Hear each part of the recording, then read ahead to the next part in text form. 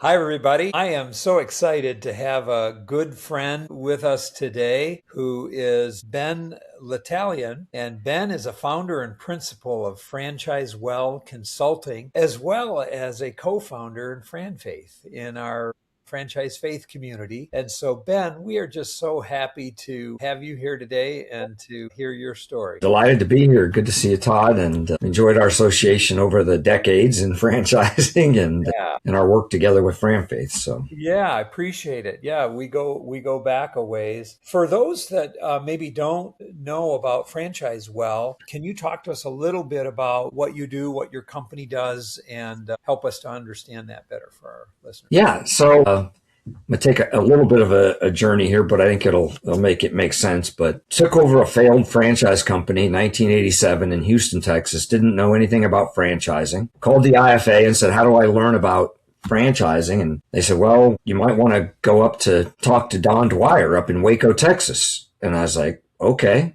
So I got in my car, drove up there, walked in his office and asked if I could see him. And he graciously invited me into his office for 3.5 hours and taught me franchising at the early stage. I mean, so many jewels there. But, one of the things that he told me was, if you allow someone to sign a franchise agreement with you, put it in the drawer, close the drawer, don't ever open it again. Your job is to make sure they're successful. And so he just shared with me his philosophy of what is franchising. And I took that and started applying it, did a turnaround on this automotive paint touch-up concept. And 3.5 years, 22 states, 3 Canadian provinces, it just flourished. It was just so amazing. I really fell in love with franchising. And our largest competitor came along and said, I'm going to buy you out. Like I didn't realize the value that was being created. And after selling that company, I just remember telling my wife, I want to do this again. I want to franchise. I want to be in franchising. And that led to a meeting with a guy that had 6 mall food court locations called Frulotti Cafe. And I partnered with him and we did 130 franchises in 3 years in malls all over the country. And then Kohala rolls along and buys it. And so I got into this kind of pattern of taking small companies or even concepts and franchising them and growing them quickly. And did that over a 15-year period. But after the last one I had was a .com. It was called Globnetics, and it was building websites for small to medium-sized companies. And we were about to be bought out by Prodigy back in the .com days. They would pay $1 gazillion for you, and their stock at 25 cents, and everybody wins, right?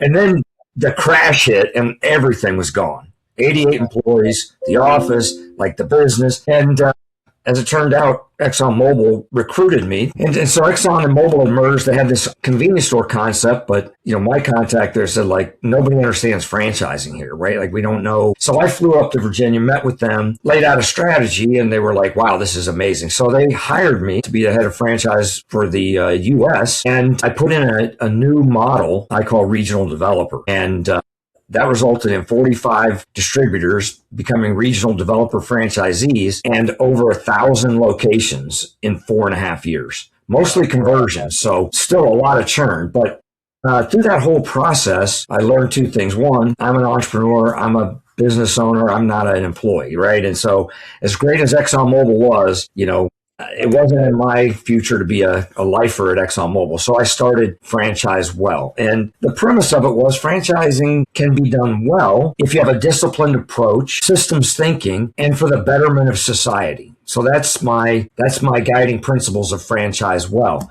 And I just started working with companies on either they were in franchising, but it had not gone well. I remember meeting with the founders of ZeroRes, which is a carpet cleaning franchise, actually second largest to Stanley Steamer last time I looked. I met them. They had 12 franchisees. They heard me speak at a conference, and they said, you love franchising, but we hate it.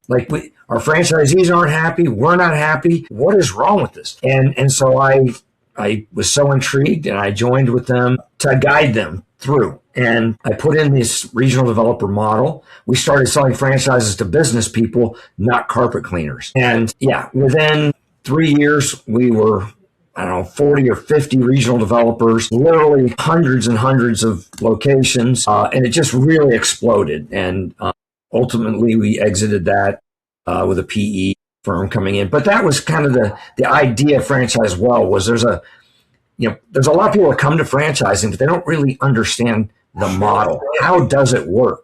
Why does it work? Matter of fact, I consulted for Fred DeLuca, the founder of Subway. And one of the first things I asked him was, why do you think you've been so successful? And he's like, I don't know. I really don't know. I just took it one day at a time and did what I did. And boom, here we are with, at the time, 10,000 locations. Matter of fact, I helped him put in the first point of sale system. I'm like, Fred, they're all using a little Casio register. You're not connected to it. That they may be underreporting. And he's like, I know every franchisee by name. They would never underreport. I said, I'll make you a bet. We'll put in the point of sale system, and within 6 months, it'll pay for itself from underreported sales. He's like, I'll take that bet. Because he hated technology. He just was opposed to it. So we put it in. How long do you think it took to pay for itself? Well, I'm guessing it's under the 6 months. Right? 2 months. And he was like, you've killed my belief in humanity. I can't believe. Like, they even would underreport. Anyway. So Fred knew better, I'm sure. But yeah, he just didn't. Nobody really wants to think that anyone's stealing from That's them. Right. No, that's right. Yeah. So that's what led me to form, and I've attracted some really incredible people to work on our team. We have about a dozen folks, and really what we've been doing the last 10 years solid is very much the same. Finding concepts. They actually find us. We don't really find them, but concepts where we either believe in it and they've started franchising, but it's just, fun. My most recent investment and client is, Coibito Poke, right? And it's a 3-time World Series winning pitcher, right? Todd Stottlemyre, who owns it. But, what is franchising? In 6 years, he's done 10 locations. He's like, I'm going to die before this is ever like a big deal. And so working with organizations like that, instituting, kind of being their back end franchise company, full learning management system, full proprietary technology platforms, and then the structure of the franchise offer, where we're really leaning into business people who want to have a significant business. When you're developing a model for a whole territory, like Detroit, whatever, that's a much different than just Mr. and Mrs. Jones, getting an SBA loan and opening one location. Yeah, and so that's really kind of our focus and kind of the work that we do. Yeah. Okay. Wonderful. Well, so are you able to do that kind of as a virtual company, and then you outsource a lot of the stuff, and any of the expenses are left on the company's books, and you're the consultant to the company, or how do you operate in that realm? Yeah. So we have to be invested, owners in the concept with the owners. And then our team, early on, again, for an emerging brand or early stage, to have the resources to build out a world-class learning management system, which I think is critical for any franchise today. Everything can be said or read, all video-based, mobile-enabled, the entire thing. When our technicians at ZeroRes could be on a job, pull up on their phone exactly how to identify the fabric on this couch. Yeah. We stopped ruining couches, right? And so having the resources to build all that, the infrastructure technology is so important. And when I teach, I tell people the only clear competitive advantage a franchisor has is their own network data. It's the only thing competitors can't get their hands on.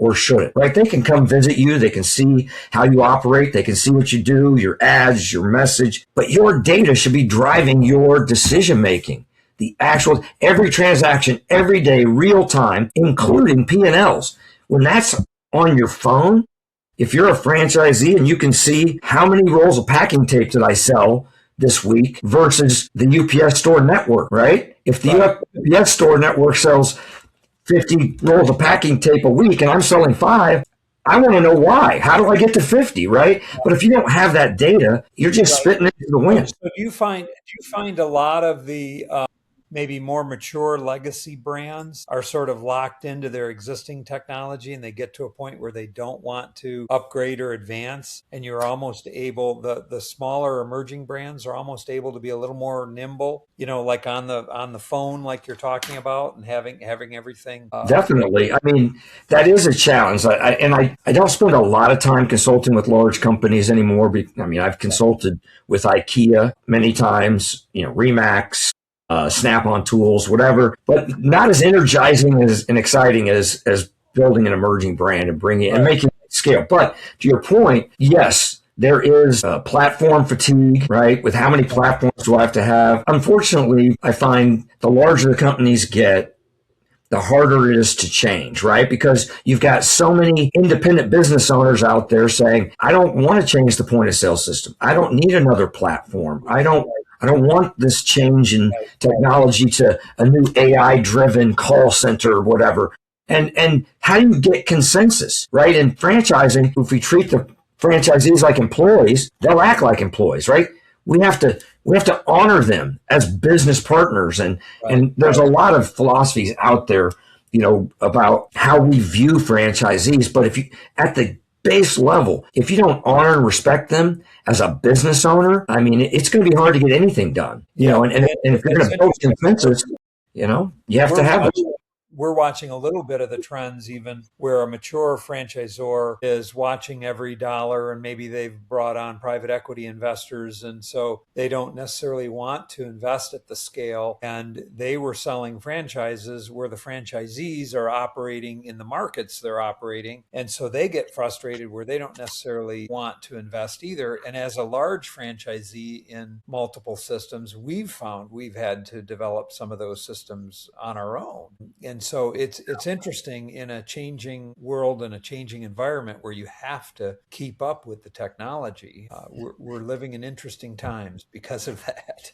Yeah, and I think it goes back to, do you understand the model? If you understand that your only, unless you have a patent or some other protectable asset, your only competitive advantage is your system-wide data. So at the core, if that isn't what's inside you, you're always going to be fighting the technology conversation. It's about an imperative that says, I got to have every transaction, every day, every location, including P&L, in order to drive this business forward. Right. Like when we started Dill Dinker's Pickleball, right? Pickleball, how complex, how much technology do you need? Turns out a lot. I mean, we have 9 revenue streams. Well, as an owner, I need to know what percentage of my revenue is coming from each one of those different, and what's possible, right? When I can look on my phone and see what's possible, who's got the best blend of those 9 revenue streams compared to me, then I can say, why? What am I doing different? What do I need to do to change? Because the proof is there of what I could be achieving. Right. Well, plus the fact that you probably on an operating level have lots of members that are wanting to play pickleball. So you have lots of leagues, lots of different nights, lots of scheduling, lots going on, that if the software and the technology doesn't take care of all of that, the member's not happy all of a sudden. No, exactly right. And when we look across the landscape at the competitors that we're dealing with, people come to our discovery day and they're just like, you guys are so far ahead. Like, they don't have a learning management system. They're using somebody else's technology. Like, how can you guys even do all of this at this stage, right? And it becomes a point of differentiation. At our most recent discovery day with one of the other brands, an individual they're a franchisee in a system that has 4,000 franchisees. And they're like, I don't have access to any of this stuff you're showing me here. And you've got 10 locations. Like, how is this even possible? It's because if you understand the model, you know what you're trying to build, right? And when a PE firm comes in and buys a company and they look at it and they go, okay, how can we extract value from this company? My gosh, start with gathering the data. And then when I talk to them, they're like, oh, we don't get P&Ls from all the franchisees. Well, now you're fighting with one arm behind your back. Oh, they're not all using the same point of sale system. Well, now you got both arms tied behind your back. Like, how can you make a decision without the information? Right. It's really amazing. Right. So when you look across some of your companies or the client companies or the folks that come to you, I mean, what percentage would you guess don't have some of those technologies and don't? I mean, I know from a PE's perspective, we look at about 100 deals a year. Yeah. And we're oftentimes surprised and see so many don't have it. Yeah. But what would you say? What would you guess? The majority of, it's been the franchise journey, right? The majority don't have it. Don't have it. No, no, they've got what they started. It was interesting because in the 90s, I was a franchisee in Blimpie. It was the largest franchisee at that time. And Yeah, then Blimpie ultimately was bought by Kahala too, as sadly as it declined a little bit. So, but yeah, a lot of franchises come and go, don't they? Well, Ben, I've known, actually heard your testimony a few years back when we partnered together and had you at the prayer breakfast, and it was good. Love the fact that you're out for the franchisee and the unit level success, because if the franchisee's not happy, nobody's happy. And so really driving that bottom line for the franchisee and doing that with integrity is critical in franchising. We need more of absolutely. that. But I know you come from a place of integrity and faith, because that's where your heart is at. And so do you mind sharing a little bit of your testimony with our audience? Yeah. No, thanks for that. I grew up going to church, I think, first week after I was born, I was in church the next week. And I kind of grew up in, kind of the Church of Christ, if you're familiar with that, but, a non-denominational kind of, Protestant background and just, Bible believing and, spending time throughout growing up, in church and studying the Bible and just, developed my faith. And it's interesting because to me, when I spoke at the prayer breakfast the last time, I talked about the church, the greatest franchise, right? Because when it just kind of felt natural to me, the franchise environment. And I think partly because of how I view, God and my role here, right? Like, I'm a franchisee in his organization, right? And Jesus started the brand out with 12 original units. That's it. That's it. Regional developers, and so I saw the kind of the correlation to, that we're working through someone else to share our message, right?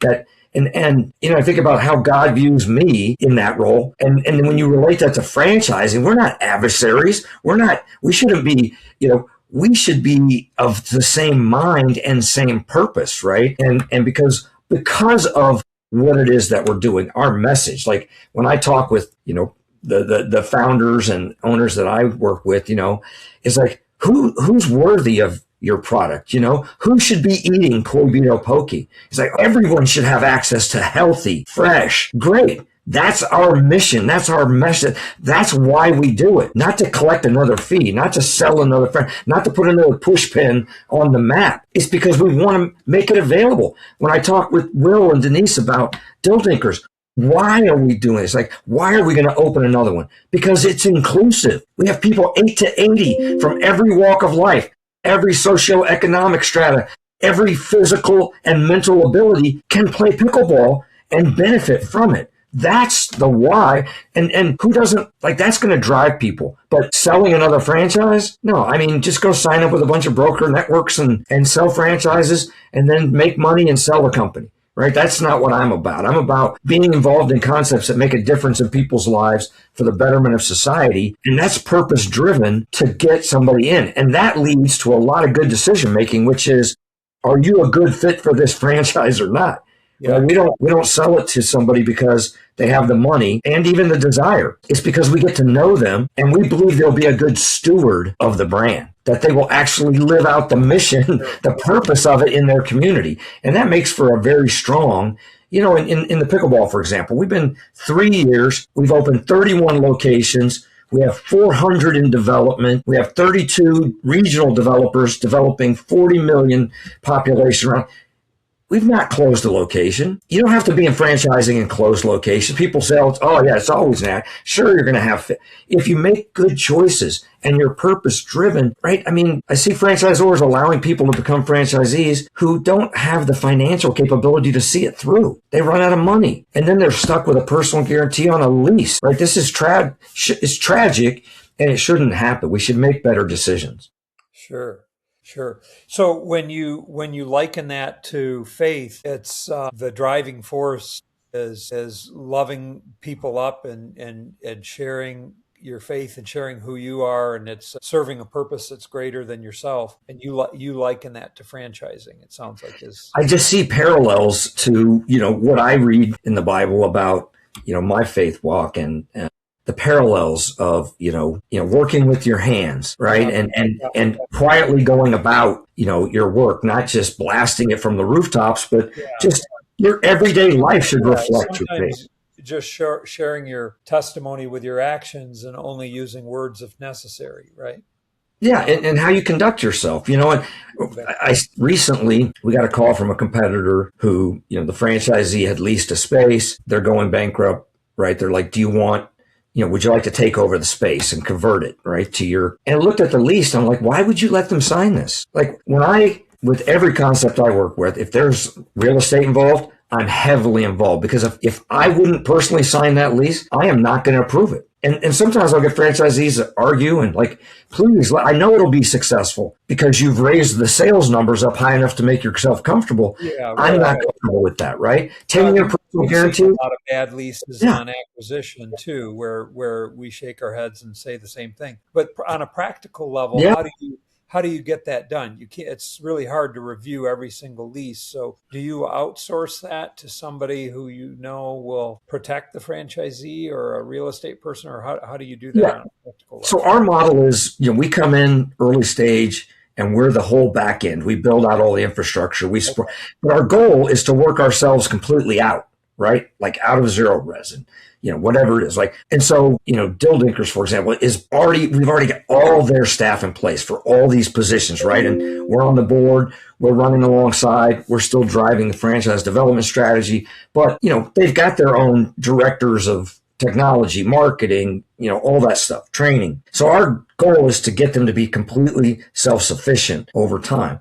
Through that process. So for example, what I'm trying to do is create the guideposts, right? And so I'm setting the pattern for how to review leases. What are we looking for? How do we know when this is a good lease? So when we look at a lease, we have to have full 38-page demographic profile from Esri, right? We have to have a full completed pro forma with local data in it, right? Without that, how can you even decide? Then when we look at the lease, it's got to meet a criteria that we've built. We know what pickleball can generate and what rent it can afford, right? You can't deviate from that. If you just talk yourself into it by pumping up the numbers, you either don't have good numbers or you're taking a huge risk with somebody else's livelihood. So what I try to do is set the criteria, the parameters, and then build the team to the point where they can be as effective. Right. We're going without a lot of times a little bit of that wisdom and guidance where you've been there, done that, and you can look at those metrics and provide that, probably saves a lot of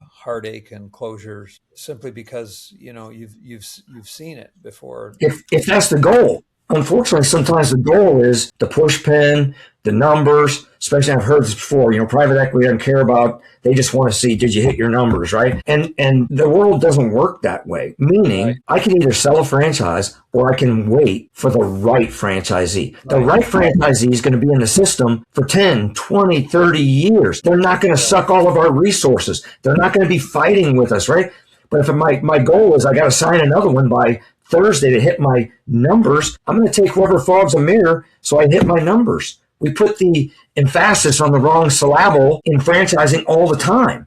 It's not about the numbers, it's about the quality, because the model gives back for decades. Think about the lifetime value of a franchisee, right? They sign, they pay a franchise fee, they pay royalty for 10 years, they renew, they pay royalty for another 10 years. How much value was created? And yet we treat it like a transaction. Like, why haven't you signed yet? We sent you the paperwork. Like, what's holding you back? Let's go. These people are signing up for 20 years. It's life-changing. And we should be cultivating and nurturing them through that decision, not pushing them to sign so I get my bonus this month and the PE firm is happy because we hit the numbers. This is where I see franchising going wrong. It was never intended to be that way. It's just been institutionalized, what was supposed to be socialized. Franchises are social networks, not institutions. They're not corporate America. And social networks are very different, and they have different principles, and they operate in very different ways. And when they're done right, they are unbelievable, and we've experienced it, right? we've experienced it. And so anyway, that's where my faith kind of exudes through. When somebody says, you're telling me you're not going to approve this lease because you wouldn't sign it. Yes, that's right. Yep. Well, that's so good. Appreciate you sharing that and sharing your heart and your integrity, because it's very, very clear that your passion comes through, your heart comes through, your faith comes through, and you're helping the franchisees of the brands that you're involved with. I think when you help the franchisees, ultimately you're helping the franchisor so much. Of course. So we appreciate that philosophy and that thought process. But it also requires, some tough love on the front end too. I also franchisees, I can give you great systems and a great brand and a great product, and I can help you find a great location. But I can't get you out of bed early. I can't keep you, late there. I can't, help it when you hire, train, and manage your team, right? That's all on you. Your success is going to be dependent on your ability to do all the things you can do that I can't do. I can give you the tools. I can give you the playbook. But you've got to, I tell people, what's the role of the franchisee? Flawlessly execute the brand standards. You've got to do that. That's the role of the franchisee. I can't do that. And ask people, are you willing to do that? Right? Are you willing? Then be honest with themselves. Because, sometimes they get open and operating. They go, wow, this is way more than I expected. And now they're looking to sell, right? Because it's like, wow, that was a lot more than I expected.